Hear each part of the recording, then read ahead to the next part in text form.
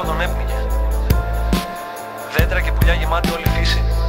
Ήταν τη ζωή μου σαν να είχα αρχίσει. Κτίρια πελώρια ένιωθα να με πλακώνουν. Σιωπηλοί και ανέκφραστοι άνθρωποι γέμιζαν τα τρένα. Φίλους και οικογένεια γνώρισα.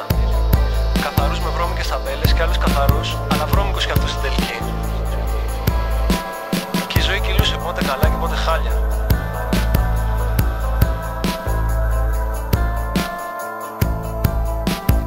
Ώσπου σε μια στιγμή κάθισα και σκέφτηκα, μήπως ήταν όλα στο μυαλό μου και απλά τα ονειρευτικά.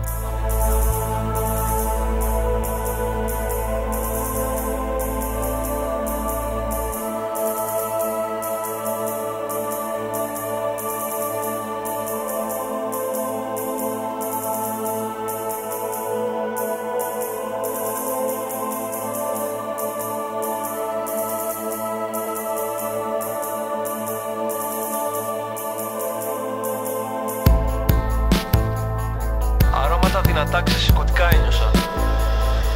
Μερικά είχαν σύντομο πέρασμα. Άλλα μου καίγαν τα ρουφίνια και τα πνευμόνια. Μυρωδιά έντασης, ενστίκτων, στο τέλος άπνοια. Γεύσεις πολύχρωμες, πολλές ορέχτηκαν. Και από την απιστία βάρη στο μάχησα και απογοητεύτηκα. Άνθρωποι φεύγαν σε μια στιγμή, σαν μια σταγόνα από βροχή που το χώμα έχει βγει. Θλίψη, χαρά και ευχαρίστηση ένιωσα, καθώς την απόσταση της ζωής μου γέννησα.